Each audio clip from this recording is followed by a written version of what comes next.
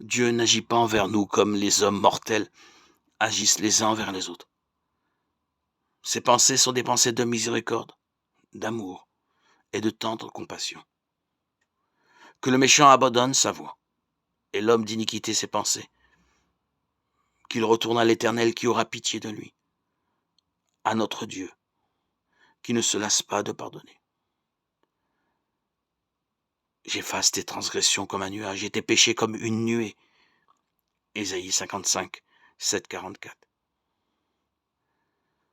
Je ne désire pas la mort de celui qui meurt, dit le Seigneur, l'Éternel. Convertissez-vous donc et vivez. Ézéchiel 18, 32.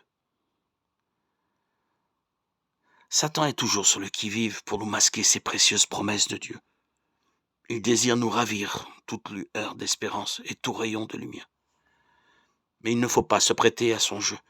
N'écoutez pas le tentateur. Dites, Jésus est mort pour m'assurer la vie. Il m'aime et ne désire pas que je périsse.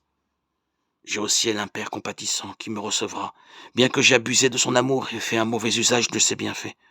Je me lèverai et j'irai lui dire, j'ai péché contre le ciel et contre toi. Je ne suis plus digne d'être appelé ton fils. Traite-moi comme l'un de tes mercenaires.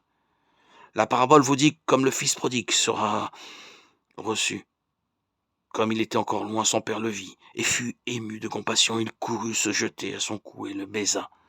Luc 15, 18, 20. Mais cette parole, elle-même, si touchante soit-elle, n'est pas l'expression adéquate de l'infinie compassion du Père céleste. Dieu fait cette déclaration par son prophète, je t'aime d'un amour éternel. Jérémie 31, 3. Alors même que le fils est éloigné de la maison paternelle, gaspillant ses biens dans un pays étranger, le cœur du Père soupire auprès de lui. Et chaque désir qui s'éveille dans l'âme du malheureux et le pousse vers Dieu n'est que le tendre plaidoyer de l'Esprit Saint qui le sollicite, le supplie, l'attire vers son Père.